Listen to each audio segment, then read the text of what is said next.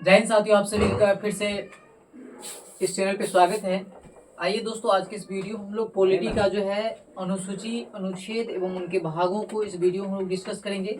आइए हम लोग वीडियो को शुरू करते हैं और हम लोग जो है अनुसूची से जो है वीडियो की शुरुआत करते हैं। तो आइए पहला अनुसूची की बात करेंगे। तो पहला अनुसूची में जो है 28 राज्य एवं 8 केंद्र शासित प्रदेश के बारे में बताया गया है। दूसरी अनुसूची की बात करेंगे तो देखिए, दूसरी अनुसूची में जो है संवैधानिक पदों पर आसीन अधिकारियों के जो है वेतन भत्ते एवं पेंशन के बारे में जो है बात किया गया है। जिसमें देखिए भारत के राष्ट्रपति, राज्यपाल और जो है लोकसभा के अध्यक्ष, उपाध्यक्ष, राज्यसभा के सभापति, उपसभापति, राज्य विधानसभाओं के अध्यक्ष, उपाध्यक्ष, राज्य विधान परिषद के जो है सभापति, उपसभापति, सर्वोच्च न्यायालय के न्यायाधीश और उच्च न्यायालय के न्यायाधीश, भारत के नियंत्रक एवं महालेख परीक्षक और भी कुछ पदाधिकारी हैं, जिनके सभी के जो है वेतन एवं भत्तों के बारे में जो है अनुसूची 2 से हमें जानकारी प्राप्त होता है। अनुसूची 3 की बात करेंगे तो देखिए अनुसूची 3 में जो है इनमें विभिन्न उम्मीदवारों के जो है शपथ एवं प्रतिज्ञापन के रूप में जो है इनमें जो है इनका वर्णन किया गया है। देखेंगे अनुसूची 3 के अंतर्गत जो है कौन कौन शपथ लेता है। तो देखिए संघ के जो है मंत्री है, संसद के लिए निर्वाचन हेतु, उसके बाद जो है संसद के सदस्य है, सर्वोच्च न्यायालय के न्यायाधीश है, भारत के नियंत्रक एवं महालेख परीक्षक है, राज्य के मंत्री है, राज्य विधान मंडल के निर्वाचन के लिए जो है अभ्यर्थी है और उसके बाद जो है राज्य विधान मंडल के जो है सदस्य है, उच्च न्यायालय के न्यायाधीश है। यानी ओवरऑल कहा जाए तो देखिए अनुसूची 1 की बात करेंगे तो अनुसूची 1 में जो है 28 राज्य एवं 8 केंद्र शासित प्रदेश के बारे में चर्चा किया गया है। अनुसूची 2 में जो है वेतन एवं भत्ते के बारे में चर्चा किया गया है। अनुसूची 3 की बात करेंगे तो इनमें जो है शपथ एवं प्रतिज्ञा के बारे में जो है वर्णन किया गया है। और अनुसूची 4 की बात करेंगे तो अनुसूची 4 में जो है राज्य एवं केंद्र शासित प्रदेश के लिए जो है राज्यसभा में जो है सीटों का आवंटन है। 5वीं की बात करेंगे तो 5वीं में जो है अनुसूचित जाति एवं जनजाति क्षेत्र के जो है प्रशासन एवं नियंत्रण के बारे में उपबंध किया गया है। 6ठा की बात करेंगे तो 6ठा में जो है AMTM है, यानी असम, मेघालय, त्रिपुरा और मिजोरम के जो है जनजातीय क्षेत्र के प्रशासन के बारे में जो है बताया गया है। 7वां की बात करेंगे तो 7वां में जो है 3 प्रकार की सूची है, यानी संघ सूची और राज्य सूची और समवर्ती सूची। वर्तमान में देखेंगे तो देखिए संघ सूची में जो है कुल मिलाकर के जो है वर्तमान में जो है 100 विषय है। पहले की बात करेंगे तो पहले जो है संघ सूची में जो है 97 विषय जो है हुआ करता था और वर्तमान में जो है 100 विषय है। उसके बाद देखिए राज्य सूची की बात करेंगे तो राज्य सूची में पहले जो है 66 विषय था, उनमें से जो है 5 माइनस कर दिया गया है, यानी राज्य सूची में जो है अभी जो है 61 विषय है। उसके बाद जो है हम लोग समवर्ती सूची में चलेंगे तो समवर्ती सूची में जो है पहले 47 विषय था, अभी वर्तमान में जो है इनमें 52 जो है विषय जोड़ा गया है। यानी देखिए ओवरऑल देखा जाए तो पहले में जो है 3 प्लस किया गया है, दूसरे में 5 घटाया गया है और तीसरे में फिर से जो है 5 जो है जोड़ा गया है। ये कंप्लीट हो गया आपको 7वीं अनुसूची। 8वीं अनुसूची की बात करेंगे तो 8वीं अनुसूची में जो है 22 भाषाओं का जो है निर्देशित है ना, इसमें निर्देशित वाला कौन था? नहीं, वो नहीं है, भाग में है। अच्छा, भाग में निर्देशित है। ठीक है। 7वां भाग। देखिए 8वां अनुसूची की बात करेंगे तो 8वां अनुसूची में जो है 22 भाषाओं का जो है वर्णन किया गया है। तो देखिए इसमें देखेंगे तो देखिए सिंधी की बात करेंगे तो सिंधी जो है 61वां संविधान संशोधन अधिनियम 1967 के द्वारा जो है अपनाया गया था, ये जो है सिंधी है। उसके बाद देखिए नमक यानी नेपाली, मणिपुर, कोंकणी की बात करेंगे तो यह जो है 71वां संविधान संशोधन 1992 के द्वारा जो है 3 भाषा अपनाया गया था, जिसमें नमक, नेपाली, मणिपुर और कोंकणी है। उसके बाद जो है चौथा की बात करेंगे तो चौथा में जो है यानी बोडोमास आता है, बोडो, डोंगरी, संथाली और मैथिली की बात करेंगे तो यह जो है 92 संविधान संशोधन 2003 के द्वारा जो है जोड़ा गया है। तो ओवरऑल मिला के यदि कहा जाए तो 8वीं अनुसूची में जो है 22 भाषाओं का जो है वर्णन किया गया है। यहाँ तक कंप्लीट है रचित जी? जी। उसके बाद देखिए 9वीं अनुसूची की बात करेंगे तो 9वीं अनुसूची में जो है भूमि सुधार और जो है जमींदारी के जो है उन्मूलन एवं अन्य मामलों से संबंधित विभाग जो है 9वीं अनुसूची में है। ठीक है। 10वीं में आइएगा तो 10वीं में दल बदल अधिनियम है। दल बदल अधिनियम की बात करेंगे तो यह जो है संविधान में जो है कब जोड़ा गया था, बताइए नंदू जी। देखिए दल बदल अधिनियम की बात करेंगे तो यह जो है 52वां संविधान संशोधन 1985 के द्वारा जो है जोड़ा गया है। उसके बाद देखिए 11वां अनुसूची की बात करेंगे तो 11वां अनुसूची में जो है पंचायती राज व्यवस्था है। पंचायती राज व्यवस्था में जो है कुल मिलाकर कितना जो है विषय है, बताइए नंदू जी। देखिए पंचायती राज व्यवस्था में जो है 29 विषय है। उसके बाद जो है 12वां की बात करेंगे तो 12वां में जो है मतलब क्या हुआ? 29 विषयों पर जो है काम करता है, 29 विषय उसमें है। उस पे काम करता है। 29 प्रकार टाइप में उसमें जैसे divide राज्य किया गया में है। 100 विषय है मान लीजिए, तो 100 में एजुकेशन हो गया, पुलिस विभाग हो गया, भूमि विभाग हो गया, राजस्व विभाग हो गया, सबका विभाग बटा हुआ ठीक है। है। उसी तरह उसमें विषय को भी हाँ, एक तरह से ये देख सकते हैं कि हाँ, बहुत सारा वर्णन होगा हाँ, कैसे कैसे शासन होगा उसके हाँ। अंतर्गत। हाँ, उसके बाद देखिए आगे देखेंगे तो 12वीं अनुसूची है। 12वीं अनुसूची की बात करेंगे तो इसमें जो है न्यायपालिका की शक्ति एवं प्राधिकरण एवं जिम्मेदारियों के बारे में जो है 12वीं अनुसूची है। 12वीं अनुसूची में विषय की बात करेंगे तो कितना है नंदू जी? 24। देखिए 12वीं अनुसूची में जो है नगर पालिका में 18 विषय है, 18 ठीक है। विषय। और 11वीं अनुसूची की बात करेंगे तो इनमें जो है पंचायती राज व्यवस्था है, जिनमें 29 विषय है, 29 विषय। नगर पालिका में 18 विषय है, ठीक है। 18 विषय। और पंचायती राज व्यवस्था की बात करेंगे तो देखिए पंचायती राज दिवस की बात करेंगे तो यह कब मनाया जाता है? देखिए पंचायती राज दिवस जो है 24 अप्रैल को मनाया जाता है, ठीक है। और पंचायती राज व्यवस्था की बात करेंगे तो यह जो है यानी पंचायत की शक्तियों, प्राधिकार और जिम्मेदारियों, इनमें जो 29 विषय है। इन अनुसूचियों को 73वां संविधान संशोधन 1972 के द्वारा जो 73वां संविधान संशोधन 1992 के द्वारा जो है जोड़ा गया है, ठीक है। और नगर पालिका की बात करेंगे तो 74वें संविधान संशोधन 1992 के द्वारा जोड़ा गया है। उसके बाद आइए दोस्तों हम लोग अनुच्छेद की बात करेंगे तो देखिए अनुच्छेद 1 की बात करेंगे तो अनुच्छेद 1 में जो है संघ एवं उनके जो है राज्य क्षेत्र के बारे में जो है चर्चा किया गया है। अनुच्छेद 2 की बात करेंगे तो अनुच्छेद 2 में जो है नए राज्यों के प्रवेश एवं स्थापना के बारे में जो है बात किया गया है। यानी नए, यानी देखिए ऐसा है अनुच्छेद 2 में कि मान के चलिए कहीं दूसरे भूखंड को यानी अपने इंडिया में मिलाना है तो उसके बारे में जो प्रबंध जो है अनुच्छेद 2 में किया गया है। अनुच्छेद 3 की बात करेंगे तो इनमें जो है भारत के अंदर जो है यानी राज्यों का नाम, सीमा, क्षेत्र आदि में जो है परिवर्तन जो है अनुच्छेद 3 के तहत जो है किया जाता है। चौथी की बात करेंगे यानी अनुच्छेद 4 में हम लोग जा रहे हैं तो अनुच्छेद 4 में जो है पहली अनुसूची और चौथी अनुसूची के संशोधन तथा अनुपूरक, अनुषंगांकिक और प्रामाणिक विषयों का जो है उपबंध करने के लिए अनुच्छेद 2 और 3 के जो है अधीन बनाई गई शक्तियों का अधिकार जो है यानी इसे परिवर्तन करने का अधिकार किसको है बताइए? क्या अनुच्छेद हमने 4 चौथा हुआ क्या? देखिए जैसे कि अनुच्छेद 2 में क्या है, देखिए अनुच्छेद 2 में है कि मान के लिए सिक्किम जो है पहले कभी जो है दूसरे नेपाल के क्षेत्र का हिस्सा था, ठीक है। अनुच्छेद 2 के तहत जो उनको मिलाया गया भारत में, अच्छा, ठीक है। जो भारत से बाहर का हिस्सा है उसको अनुच्छेद 2 के तहत जो है भारत में मिला सकते हैं, ठीक है, मिलाया गया। और अनुच्छेद 3 में क्या है, देखिए अनुच्छेद 3 में जो है भारत के अंदर जो राज्य है उनका नाम में परिवर्तन कर सकते हैं। एक राज्य से दो राज्य अलग कर सकते तो राज्य को तोड़ के अलग कर सकते हैं, समझे ना ठीक है। तोड़ के भी अलग कर ठीक सकते हैं, है। जो टूटा हुआ उसको जोड़ भी सकते हैं। हाँ कुछ भी कर, हाँ ये कर भी सकते सारा हैं, अनुच्छेद ठीक 3 है। के अंतर्गत। जैसे मान के लिए बिहार से अभी वर्तमान समय में जो है मिथिला राज्य की मांग किया जा रहा है, यह सभी जो अनुच्छेद 3 में किया जाएगा। और इन सभी का अधिकार जो है किसके पास है? संसद के पास है। यानी अनुच्छेद 4 में कहा गया कि अनुच्छेद 2 एवं 3 दोनों पर जो है मतलब परिवर्तन करने का अधिकार किसको है, किसके पास है? संसद के पास राष्ट्रपति है। कुछ नहीं करेगा, साइन वाइन भी कुछ नहीं। नहीं, संसद मतलब क्या होता है? संसद मतलब होता है राष्ट्रपति, राज्यसभा एवं लोकसभा, ठीक है, ठीक है। तो संसद जब ही हो गया तो तीनों हो गया सम्मिलित रूप से, अच्छा, ठीक है। इसमें तो एक जगह हम पढ़े थे कि राष्ट्रपति से पूर्व अनुमति के बिना ही कर सकते हैं। नहीं ठीक है, कहीं ना कहीं तो है। देखिए वो दूसरा चीज है, धन विधेयक के मामला मुंह में चढ़ाता है, अच्छा, धन विधेयक, ठीक है। धन विधेयक जो है वो राष्ट्रपति की पूर्व अनुमति से ही लाया जाता है, ठीक है। उसके बाद आइए अनुच्छेद भाग 2 की बात करेंगे तो भाग 2 में है नागरिकता, भाग 2 में ठीक है। भाग 2 में है नागरिकता, ठीक है। जो यानी जब संविधान, यदि संसद भारत के किसी भी क्षेत्र को विदेशी राज्य को सौंपता है तो उसके लिए संविधान में संशोधन करना अनिवार्य होगा। अनुच्छेद 4 है, आर्टिकल 1, 2, 3 को प्रभावित करने वाला कानून एक साधारण प्रक्रिया से बनाया जा सकता है। इसके लिए संविधान में संशोधन करना अनिवार्य नहीं। जोर से बोलिए, सुनाई देगा सबको ना, सब देगा। आइए कंप्लीट हो गया, ठीक है।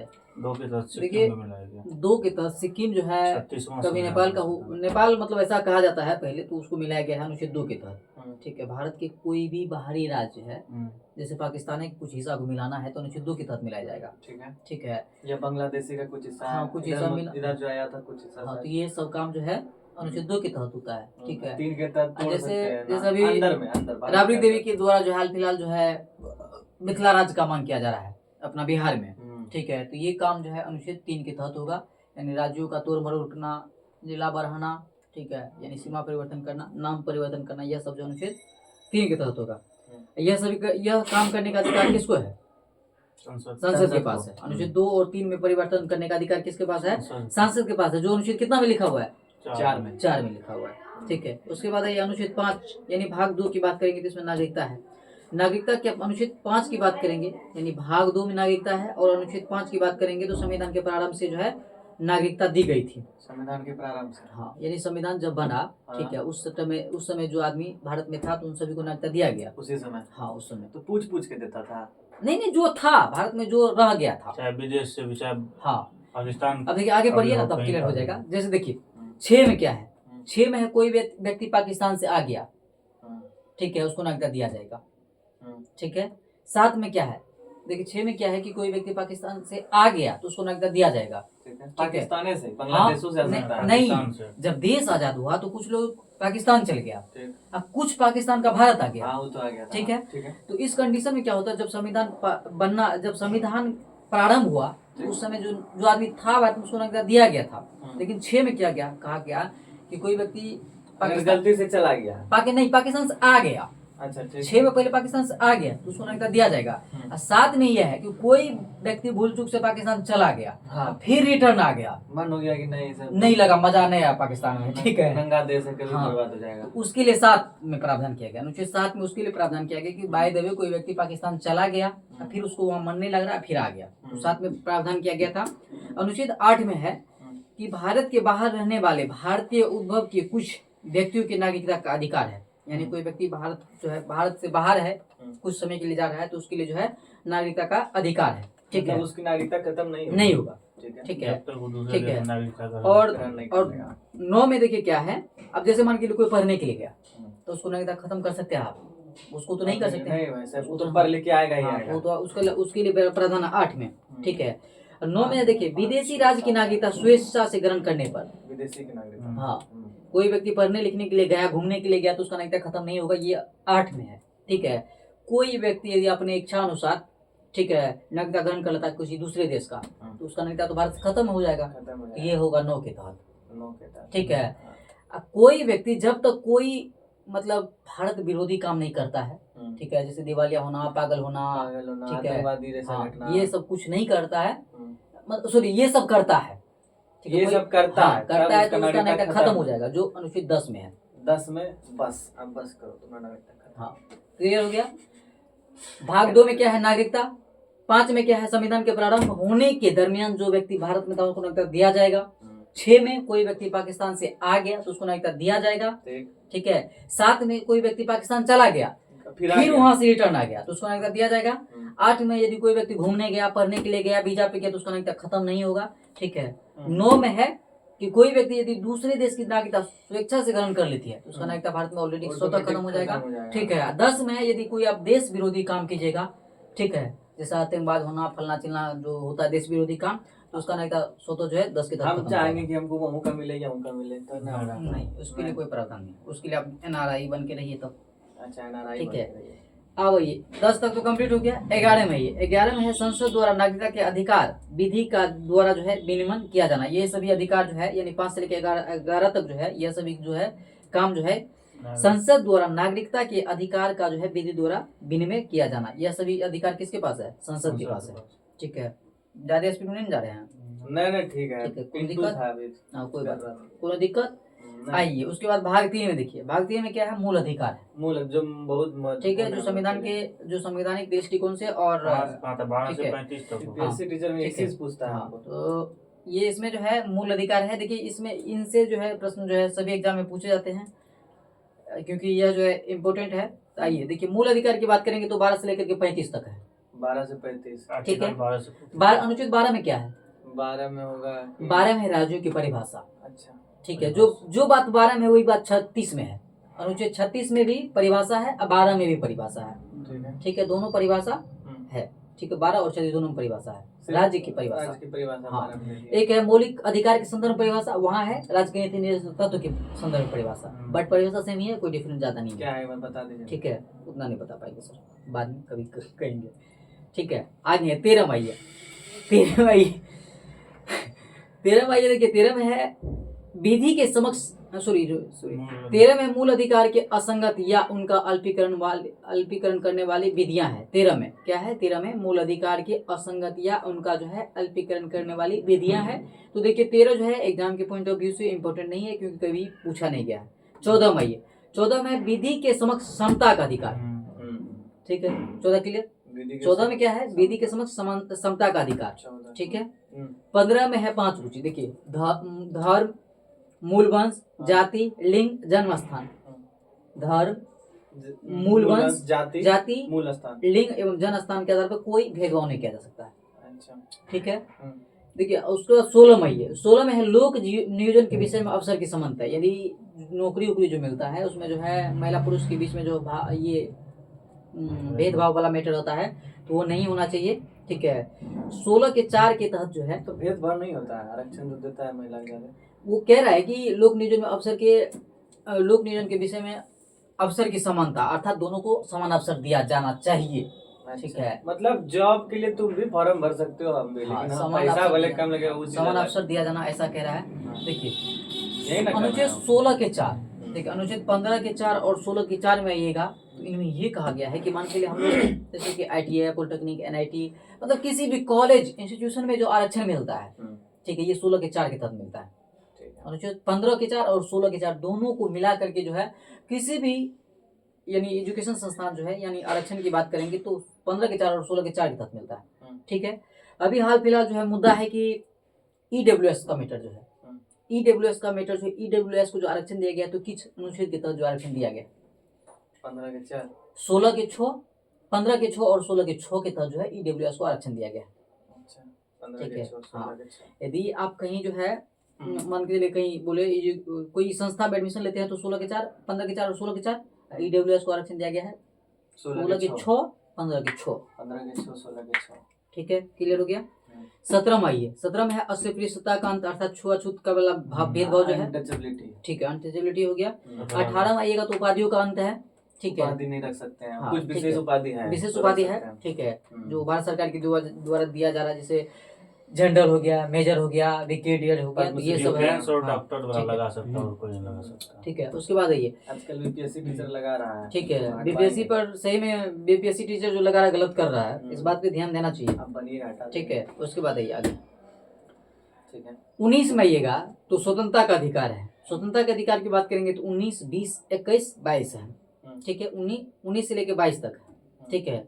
तो ये 19 में है वाक स्वतंत्रता आदि के विषय में कुछ अधिकार का संरक्षण है, ठीक है, जिसमें 6 बोलने की आजादी, जिसमें 6 प्रकार का स्वतंत्रता है, ठीक है। 6 प्रकार का स्वतंत्रता आइएगा तो ए में क्या है, 19 के ए में है बोलने का अधिकार है,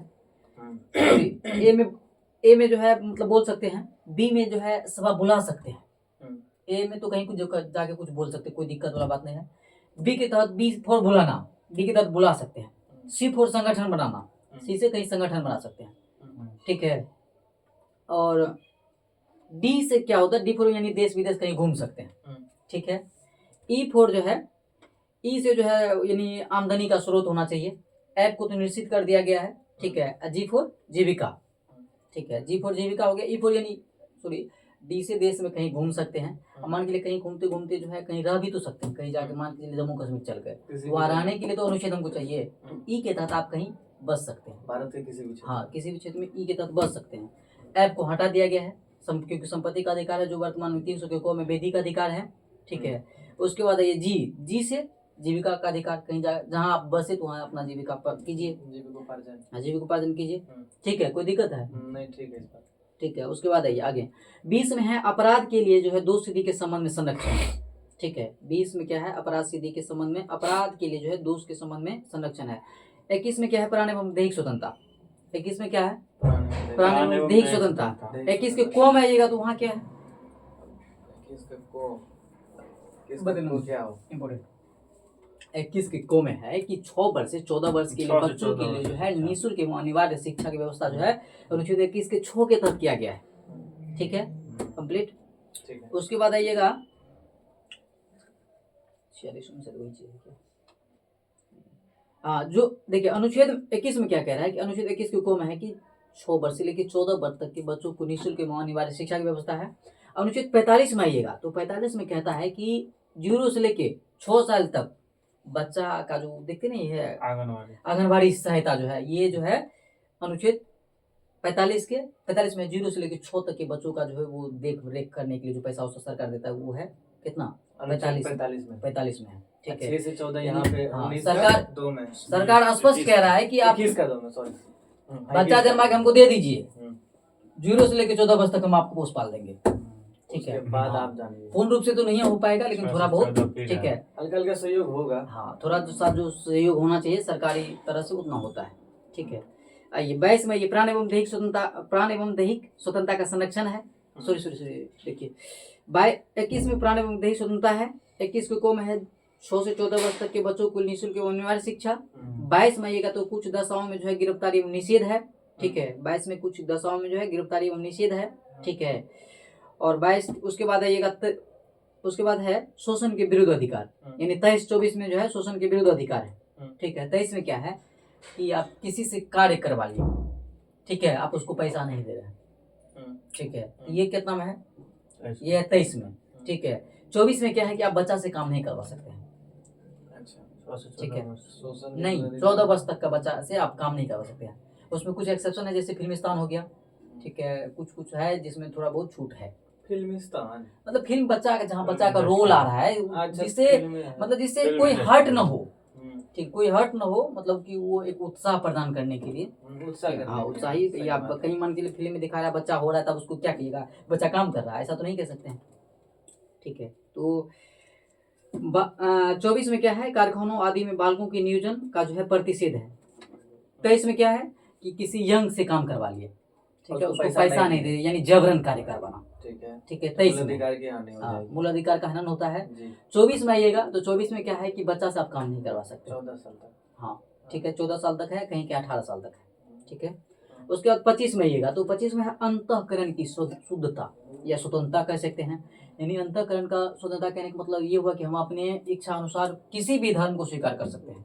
इसके लिए किसी को बाध्य नहीं किया जा सकता है, जबरदस्ती नहीं। हाँ, ठीक है। 26 में है, यानी 26 में है कि मान के लिए हम कोई धर्म स्वीकार किए, सपोज कीजिए कि हम हिंदू है। ठीक है, तो हिंदू क्या करता है कि टीका धारण करते हैं। ठीक है, टीका धारण करते हैं, और जहाँ जैसा आप सिख दाढ़ी रखते हैं, ठीक है, हाँ, तो अपने हिसाब से जो जिसका जैसा आचरण है अपने धर्म के प्रति आचरण करने का जो है मतलब खुलेआम जो है स्वतंत्रता है। खुलेआम, हाँ, कहने के बाद अब हम टीका लगाते तो कौन कहेगा कि तुम टीका नहीं लगाओ। ठीक है, ये कितना में है? 26 में है। अपना कपड़ा पहनिए, कोई कुर्ता पहनता है, कोई पैजामा पहनता है, जिसका जो है ये सब करने का अधिकार कितना में है? 26 में है। ठीक है, उसके बाद है 27 में आइएगा तो 27 में देखिए धर्म, कोई भी धार्मिक संस्था है तो वो टैक्स फ्री किया गया उसको। ठीक है, 27 में क्या है, कोई भी धार्मिक संस्था है तो उसको टैक्स फ्री किया गया है, दान जो मिलेगा उस पर टैक्स नहीं लगेगा। ठीक है, 28 में आइएगा तो 28 में है कुछ शिक्षण संस्थान में जो है धार्मिक शिक्षा, धार्मिक उपासना की उपस्थिति के बारे में स्वतंत्रता है। ठीक है, देखिए 28 में क्या कह रहा है, यदि सरकारी स्कूल है तो ऑब्वियसली बात है, सरकारी स्कूल है तो सरकार पैसा दे रहा है, तो आप उसमें किसी धर्म विशेष का प्रचार नहीं कर सकते। अच्छा, धर्म की पढ़ाई नहीं होगी। हाँ, किसी धर्म विशेष प्रचार नहीं कर सकते हैं। ठीक है, वो समान है, सबके लिए समान, धर्म निरपेक्ष है तो फिर कैसे होगा? सही बात है, क्या नाम है? वो जो है सभी के लिए समान है। ठीक है, उसके बाद 29 में आइएगा। ठीक है, तो देखिए 28 के अंतर्गत जो है सरकार जो है सरकारी स्कूल की मतलब जो सरकार अपने हिसाब से तो व्यवस्था भी करता है, स्कूल कॉलेज जो भी है। ठीक है, मान के लिए उसमें कोई अल्पसंख्यक वर्ग का बच्चा है, उसको पढ़ने में अच्छा नहीं लग रहा है, कंफर्ट फील नहीं कर रहा है, तो अनुच्छेद 29 के तहत जो है वो जो है मतलब उसके लिए व्यवस्था किया जाएगा, जैसे मदरसा है। ठीक है, मदरसा हो गया, कुछ ऐसे संस्था है, तो ये सभी जो है कितना के तहत है? 29 के तहत है। हाँ, ठीक है, अल्पसंख्यक वर्ग के हितों का संरक्षण है। ठीक है, उसमें जो है उसको दिया जाएगा अलग से। ठीक है, 30 में आइएगा तो शिक्षण संस्थान के 29 में है कि अल्पसंख्यक वर्ग के हित का संरक्षण है। 30 में आइएगा तो 30 में है शिक्षा संस्थान की स्थापना, प्रशासन करने एवं अल्पसंख्यकों का अधिकार है। यानी जो बात हम 29 में क्या बोले कि 29 में अल्पसंख्यक के हितों की संरक्षण है। 30 में आइएगा तो 30 में है कि वही जो बोले कि कोई बच्चा अगर कंफर्ट फील नहीं कर रहा है पढ़ने में तो उसके लिए अलग से जो है व्यवस्था किया जाएगा, जो अनुच्छेद 30 में है।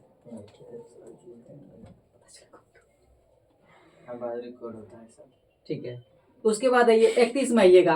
31 को आइएगा तो 31 जो है निश्चित कर दिया गया।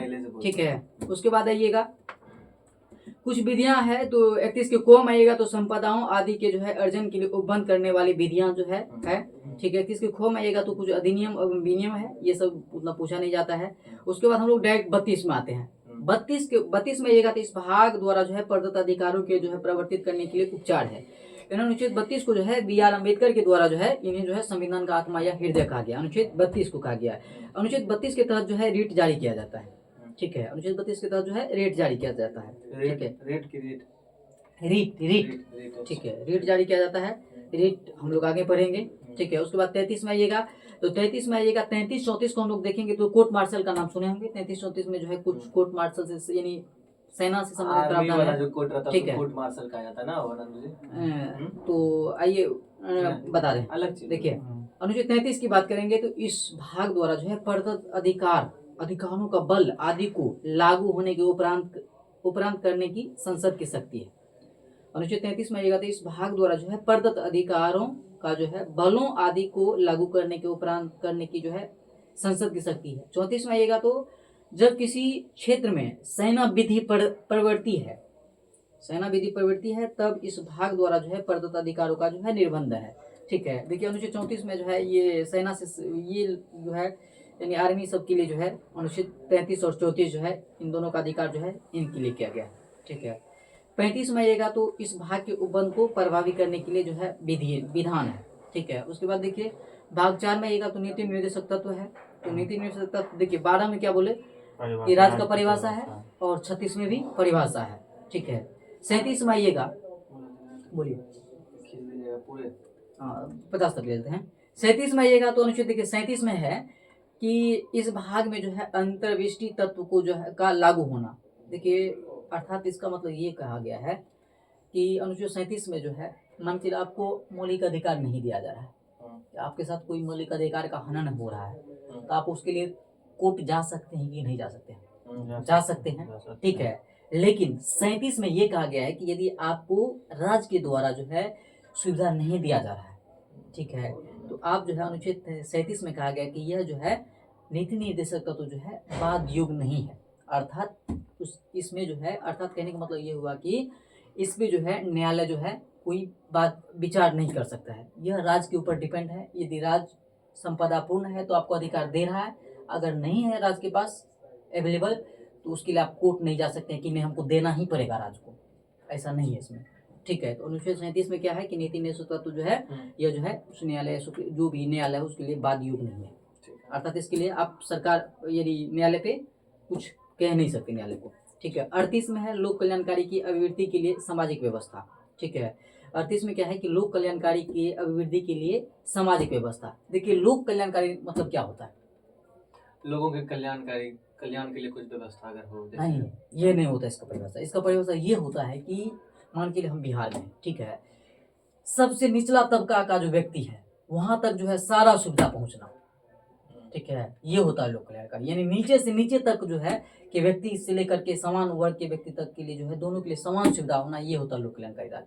ठीक है, उसके बाद आइएगा तो 38 में क्या है लोक कल्याणकारी की अभिवृद्धि के लिए सामाजिक व्यवस्था बनाए रखना। ठीक है, नीचे से नीचे तबका तक के व्यक्ति के लिए हर सुविधा जो है सरकार उपलब्ध कराएगी, मतलब ऐसा है।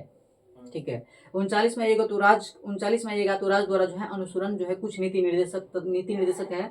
ठीक है, उसके बाद देखिए 39 के क में आइएगा तो 39 के क में आइएगा तो समान न्याय एवं निःशुल्क विधिक संहिता है। इसका मतलब क्या? 39 के क में आइएगा तो समान न्याय एवं निःशुल्क विधिक संहिता है। ठीक है, अब मान के लिए हम गरीब आदमी हैं, ठीक है, मेरे पास ठीक है, ये मान के लिए हम गरीब आदमी हैं, केस उस हो गया बाय मिस्टेक, मेरे पास पैसा रहा है ही नहीं कि वकील रखें। वकील का तो चार्ज जानवे करते हैं। ठीक है, वकील रखने के लिए पैसा नहीं है मेरे पास। ठीक है, तो सरकार जो है वकील देता है आपका, सरकार खुद का वकील देता है कि आपका जो है केस वो लड़ेगा। ठीक है, तो इसका मतलब निःशुल्क विधिक संहिता मतलब ये हुआ। ठीक है, उसके बाद 40 में आइएगा तो 40 में ग्राम पंचायत है। ठीक है, जो भाग 9 में भी है। अनुसूची 11 में आइएगा तो 11 में ग्राम पंचायत है, अनुसूची 11 में है, भाग 9 में है। ठीक है, और अनुच्छेद 40 में है क्या ग्राम पंचायत, 3 जगह अनुसूची 11 भाग 9 और अनुच्छेद 40। ठीक है, यहाँ ग्राम पंचायत आपको देखने को मिलेगा। 41 में आइएगा तो कुछ दशा में जो है काम शिक्षा एवं लोक सहायता पाने का अधिकार। ठीक है, 41 में आइएगा तो क्या है कुछ दशाओं में जो है काम शिक्षा और लोक सहायता पाने का अधिकार। अर्थात इसका मतलब ये हुआ कि पेंशन उनसन जो मिलता है किसके अनुच्छेद के तहत मिलता है? पेंशन जो मिलता है, ठीक है, पेंशन और जो है अनुच्छेद ये सब 41 जो मिलता है, यानी सरकार जो कुछ विधिक सरकार जो कुछ सहायता करता है, ये अनुच्छेद 41 के तहत है। ठीक है, 42 में क्या है, देखिए 42 में काम की न्याय संगत मनोचित दशाओं तथा प्रस्तुति सहायता। ठीक है, 42 में आइएगा तो मतलब कि ये प्रस्तुति सब में जो है सहायता उपलब्ध करना, अर्थात उसको छुट्टी उट्टी जो मिलता है, कुछ राशि भी जो मिलता है अनुच्छेद 42 के तहत मिलता है। 43 में आएगा तो कामगारों के लिए जो है निर्वाह योग्य मजदूरी है। ठीक है, मतलब सरकार के हिसाब से ये भी होता है कि व्यक्ति को कितना पैसा दिया जाना चाहिए, निर्वहन योग्य मजदूरी जिसको कहते हैं। तो ठीक है, वो भी अनुच्छेद 43 में है। 44 में आएगा तो उद्योग के प्रबंधन में कामगारों का जो है भाग लेना है। ठीक है, 44 के अंतर्गत अर्थात सरकार का ये भी दायित्व बनता है कि यदि आप परिपूर्ण है तो उद्योग धंधा का भी थोड़ा सा लागू कीजिए, लगवाइए। ठीक है, उसके लिए जो भी ऋण मुहैया कराया जाए, हाँ वो उपलब्ध कराया जाए। 44 में आइएगा तो 44 में है नागरिक के लिए जो है समान सिविल संहिता है। ठीक है, 45 में आइएगा तो 45 में वही जो अनुच्छेद 21 में आइएगा तो अनुच्छेद 21 के को में आइएगा तो 6 वर्ष से 14 वर्ष तक के लिए निःशुल्क सहायता है। ठीक है, अनुच्छेद 45 में आइएगा तो 0 से लेकर 6 वर्ष तक के लिए बच्चों को जो है, जैसे आंगनबाड़ी सब हो गया तो ये सब जो है व्यवस्था किया गया है। ठीक है, वो मासिक शुल्क भी मिलता है। ठीक है, 46 में आइएगा तो अनुसूचित जाति, अनुसूचित जनजाति और अन्य दुर्बल वर्गों के शिक्षा और जो है अर्थ संबंधी हितों की अभिवृद्धि है। ठीक है, और उसके बाद 47 में आइएगा तो पोषाहार स्तर, यानी बिहार में दारूबंदी है तो किस अनुच्छेद के तहत दारूबंदी है? 47 के तहत जो है पोषाहार स्तर जीवन स्तर को ऊंचा करने तथा लोक स्वास्थ्य सुधार करने का जो है राज्य का कर्तव्य है। 48 में आइएगा तो कृषि एवं पशुपालन है।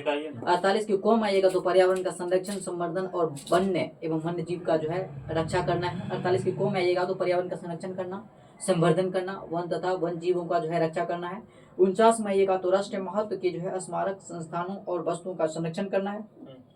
50 में आइएगा तो 50 में आइएगा तो कार्यपालिका जो है न्यायपालिका का पृथक्करण है, अर्थात न्यायपालिका का अलग कार्य है और जो है कार्यपालिका का अलग कार्य है, दोनों के बीच कोई संबंध नहीं है। ठीक है, और 51 में आइएगा तो अंतर्राष्ट्रीय शांति एवं सुरक्षा की जो है अभिवृद्धि है। ठीक है, 41 के को में 51 के को में आइएगा तो मूल कर्तव्य है। ठीक है, मूल कर्तव्य है। ठीक है, आज के इस वीडियो को हम लोग यहीं तक रखेंगे। अनुच्छेद 50 तक जो है कंप्लीट किए हैं। ठीक है, आगे नेक्स्ट वीडियो में हम लोग देखेंगे 50 से लेकर के 100 तक के अनुच्छेद।